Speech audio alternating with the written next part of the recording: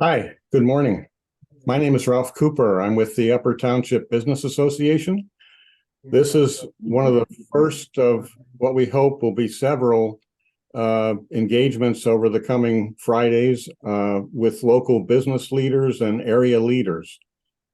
Today, we're going to be talking with Lori Ryan, the business manager of the Upper Township School District, and Chris Kobeck, the acting superintendent for the district. I went to the school board meeting earlier this month and heard this presentation.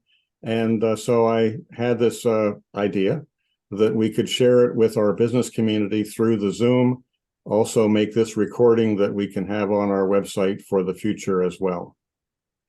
So at this point, I will pass it over to Lori, and she can share her screen and step us through the budget presentation. At the end, we'll have a time for a couple of questions and answers. Okay, Lori. Okay, thank you. So yes, as Ralph said, this is our budget presentation that we presented to the public on at our March board meeting. For the 23-24 school year, what I'd like to talk about is our sources of funds or our revenues and our uses of funds, which are our expenditures, how our facilities are doing, and then the tax impact to our community.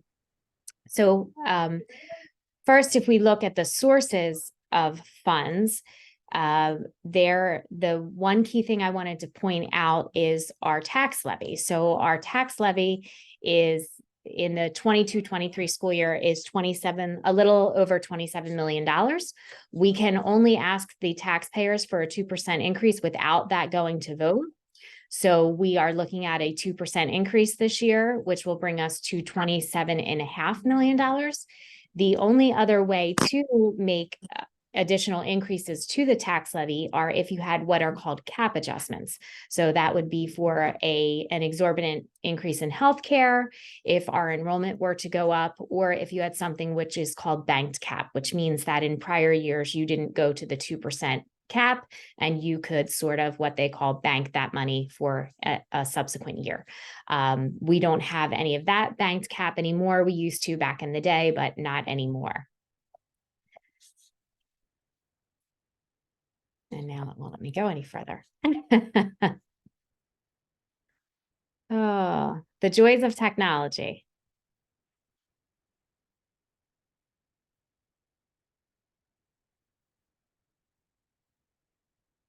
And then what I also want to talk about, which is another source of funds, is our state aid. So for this year, which is what everyone had heard, for the last few years, we've been going through S2, and each year the state takes away, a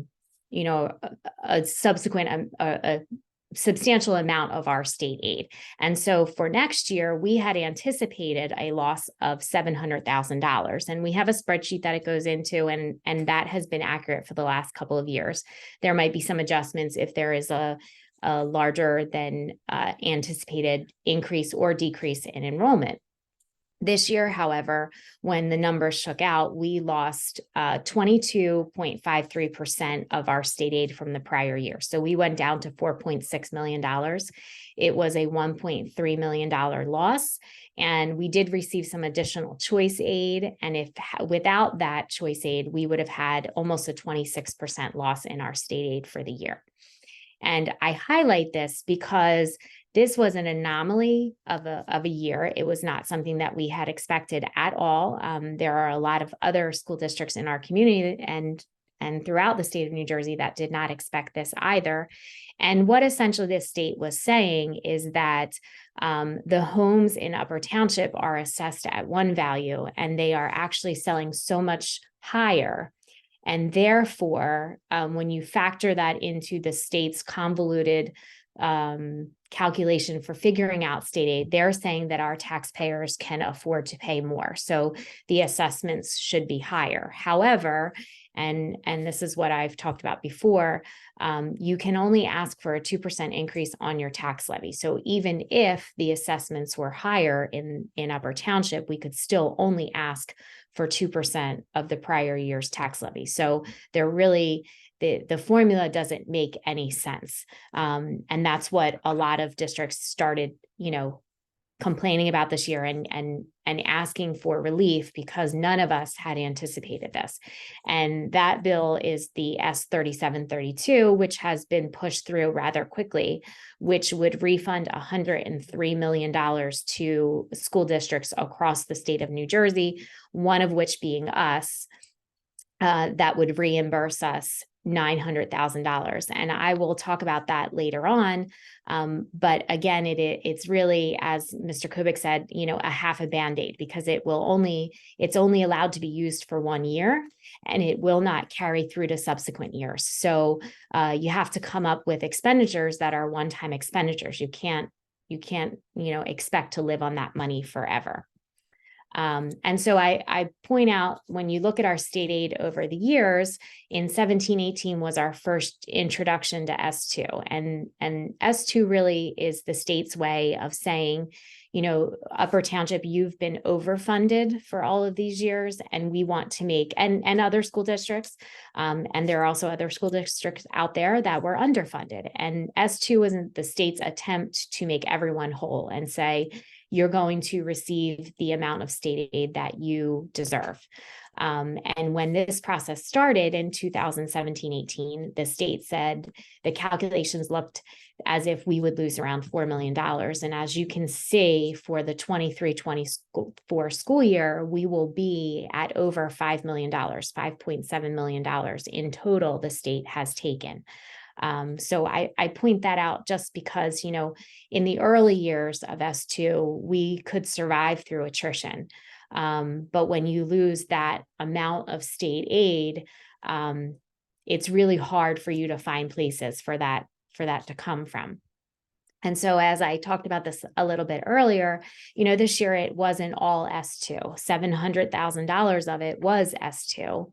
But really, the other $700,000 was this strange calculation that the state has for state aid, and what that consequence was for us. So according to the state, they were saying that our district's equalized valuation went up $387 million, and that properties are selling for much more than their assessed value.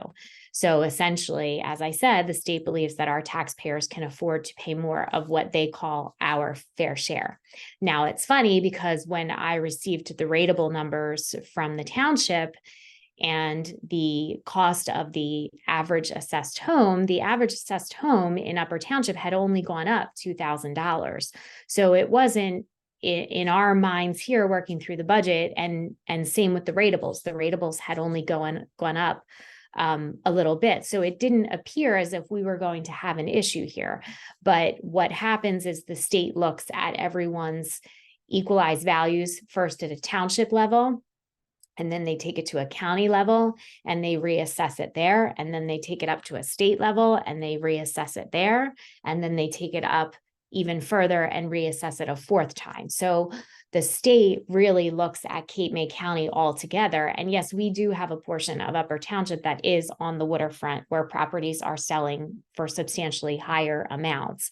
But if you look at this, what has happened to all of our state aid this year, you'll see that it's a lot of these communities that are along the shore where the houses are selling for so much higher.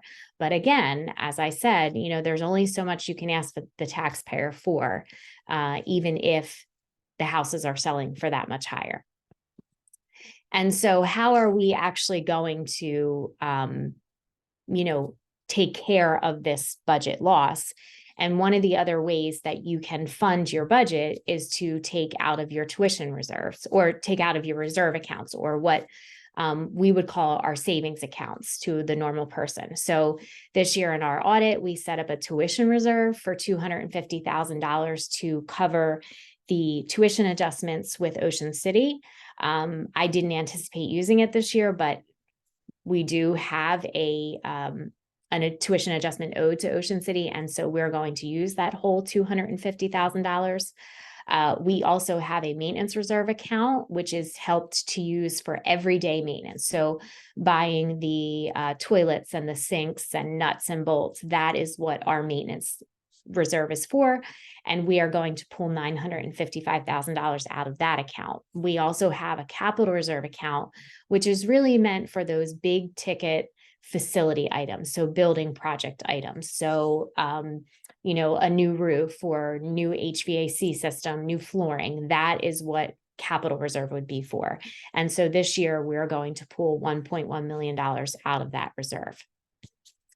And then just to take a few seconds to talk about our other revenues, we do receive tuition for preschool students. We have a paid preschool program here. It is not funded by the state. And that is another big push that we're looking at. In order for you to qualify for preschool aid from the state, you need to have a free and reduced lunch population of 10%.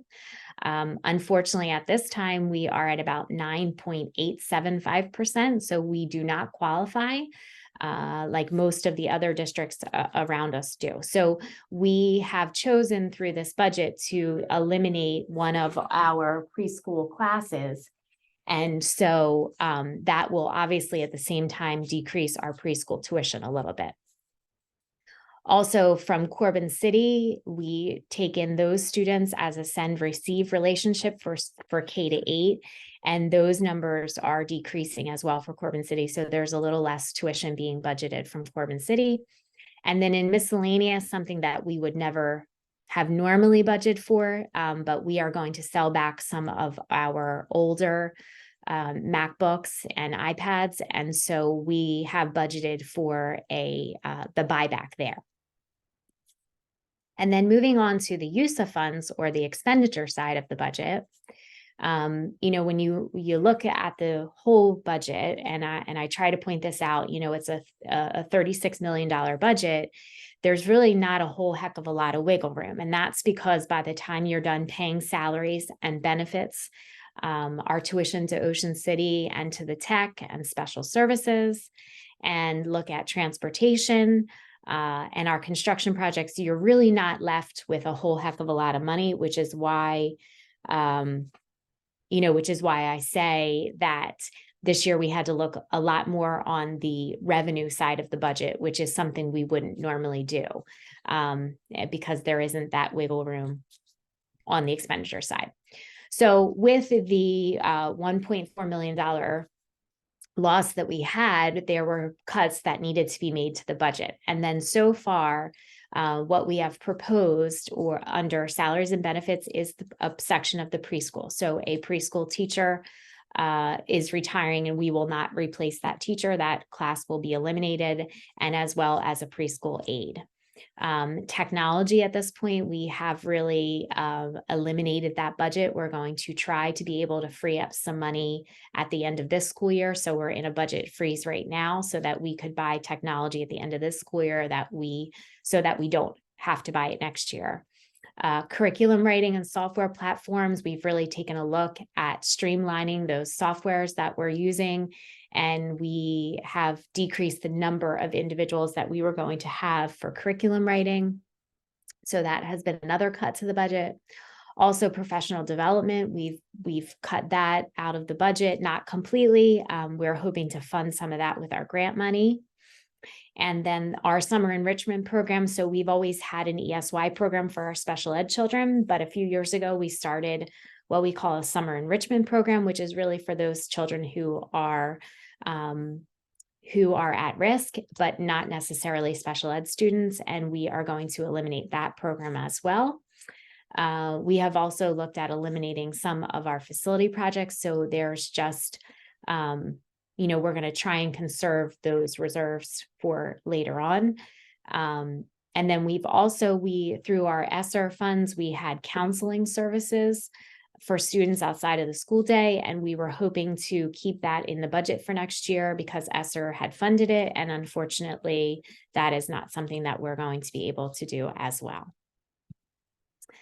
And so moving on to facilities, we do, like I said, we have budgeted, $1.1 million from our capital reserve account. That is to replace 2 HVAC units in our primary school. We have 1 in the media center and 2 in the gym that will need to be replaced. And then if you're familiar with our primary school, there's a lot of block window that surrounds our courtyard, our interior courtyards. Those block windows will be replaced. And then that makes up our withdrawal of $1.1 million from the reserves. We are hopeful the state has come out with what they call ROD grants, which are regular operating district grants that you can use for facilities. They haven't issued them in quite some time, but this year the applications are due in May, and so we're hopeful that we will receive those for the HVAC unit and the block windows, and that $1.1 million would be our taxpayer share of that, and the state would give us 40% of that money. And as far as maintenance projects go, I did talk about earlier, we are going to withdraw $955,000 from our maintenance reserve. And so in all 3 schools, about a month ago, we had a security audit from the state. And they were very pleased with how much security we have in our school. There were just some, things that they would recommend we tweak, some doors that we would change out, the blue flashing lights outside of the schools to let people know that we're in a lockdown and not to approach the building, replacement of some cameras. So those are things, security upgrades that we would do in all 3 schools. We also have curbing and concrete repair in the primary school and the middle school. We have started a yearly replacement plan of the drop ceilings in the elementary school, since that is our oldest building. And so we were able to do 7 classrooms last summer, and we will do 7 or 8 classrooms this summer as well. And then all of the classrooms at the elementary school will be painted. And then also with that $955,000, we will just be doing routine maintenance in all 3 of our schools. So as I said before, it will be used to fund the replacement of toilets and sinks and door locks and those types of things, just regular routine maintenance projects. And so, I almost wish that Steve Martinelli had been on here, because he was a great proponent for our facilities when I first started here. And we definitely had taken our focus away from our facilities, and we created this committee to bring that focus back. And so that's why I want to highlight this slide, because that is my worry. We have been able to put reserves away for us to take care of our facilities. We were not able to pass a referendum. But I do feel it's very important to keep up with our facilities. And so this year we have applied for those ROD grants. We're pulling money out of our reserves. And then possibly in the future, we may have to look at a referendum if there are any facility projects. And I always like to highlight our partnership with the township. I think that, most people don't understand how much work we do together and how well we work together. And there's, we definitely have a great partnership. So the township takes care of our trash removal and our recycling. They also take care of our snow removal of our, big parking lots, I would say. And then they also do a great job of field maintenance at our middle school, making sure that our soccer fields and our field hockey fields and the baseball fields are ready for the students. They do allow us to use the township fueling facility, and then we just reimburse them for whatever that fuel cost is. We help them with floor maintenance. So we will go over to the community center or to town hall, and we will take care of the floors for them. And then also, if you've ever been in these buildings, our custodians are here to staff wrestling, basketball, any kind of sporting township rec program that you could possibly think of. We are here to help with that. And, we provide the building usage and the staff for that. So it is a great partnership. And finally, I get into the tax impact, which isn't that exciting anymore. So the average assessed home is $287,000. Our tax rate is going up from 1.427 up to 1.45, so it's $1.45 for the school tax rate. And then our increase in our tax levy for over last year, so that 2% increase is $540,000. And so what does it look like for the average taxpayer? So if your home is assessed at $350,000, your school tax amount will be $5,075, which is a yearly increase of $80.50. And I show the other examples. If you have a $500,000 home, your school tax will be $7,250. And that is a yearly increase from last year of $115. And so what can you do to help? Well, we encourage you to visit our website and read up on our information on budget cuts and how you can help at www.upperschools.org. And at that point, I will stop sharing and I will open it up to any questions you may have.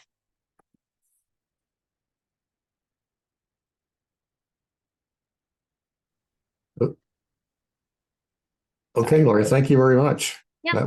That was very good. Thank you. We had a few more people come on the call as you were doing your presentation.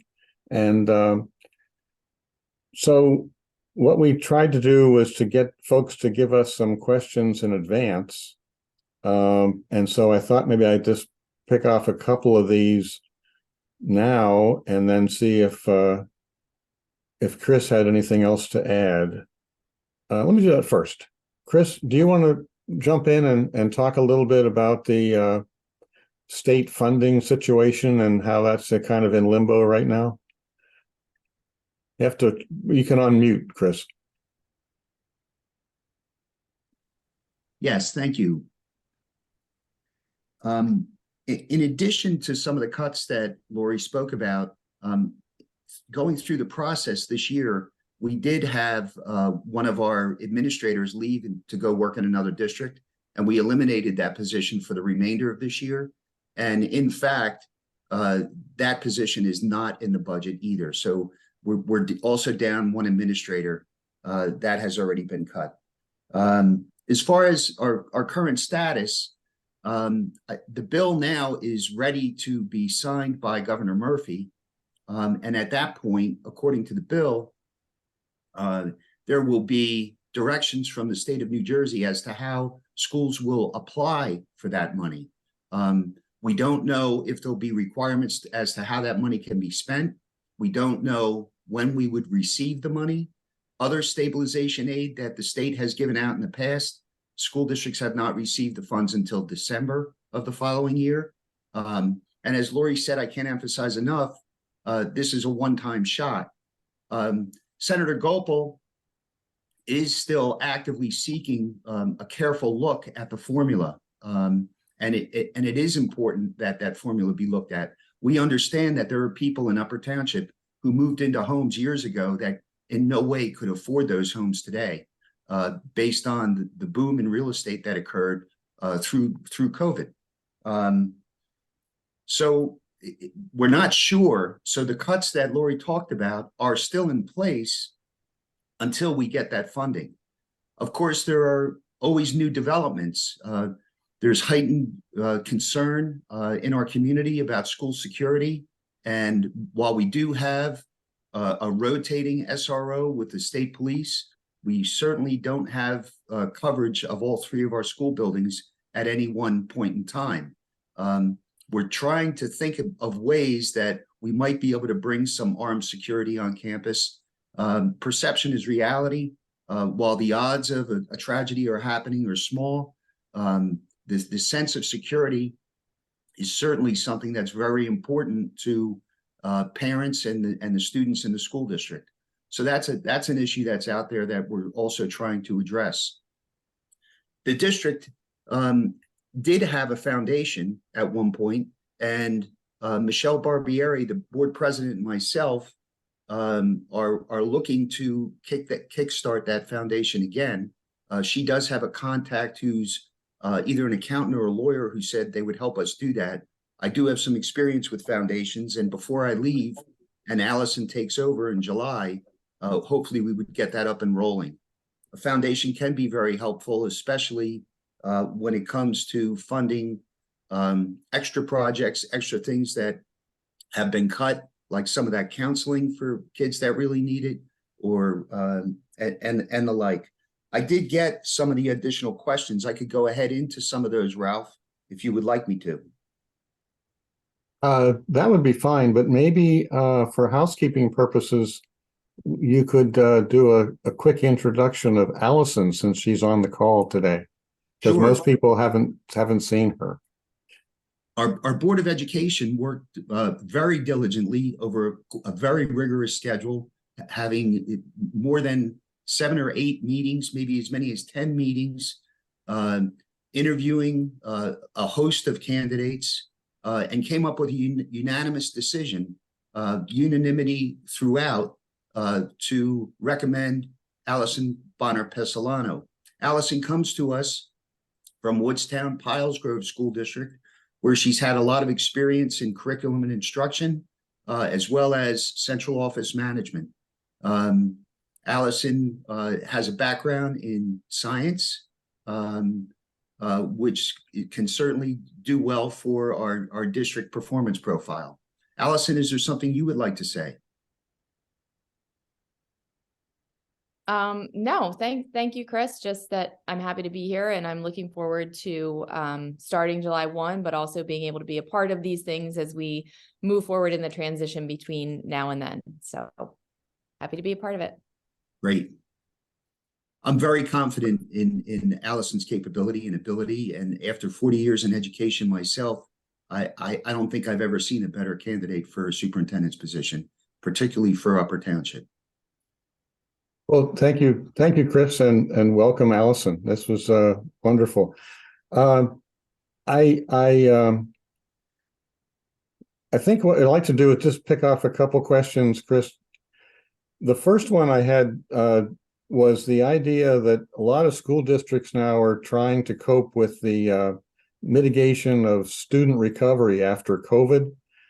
And given the fact that we're now talking about cuts in the budget and so forth, was there anything in place before then that might have like enhanced summer education programs or different ways to seemingly get the students more back on track? The school district has. I've been here since January, and I do have some understanding of how the school district has gone through the years, being a longtime resident of Cape May County and working in Cape May County myself. The school district did get access to ESSER money, which was what that was for, and hired additional counseling, provided additional extra help before and after school, funded summer school programs. That money dries up next year. So some of those things Lori talked about were funded by ESSER. Those will go out the window next year when those funds dry up. So in the cuts, one of the items specified was the reduction or elimination of the counseling programs. How in the Township of Upper,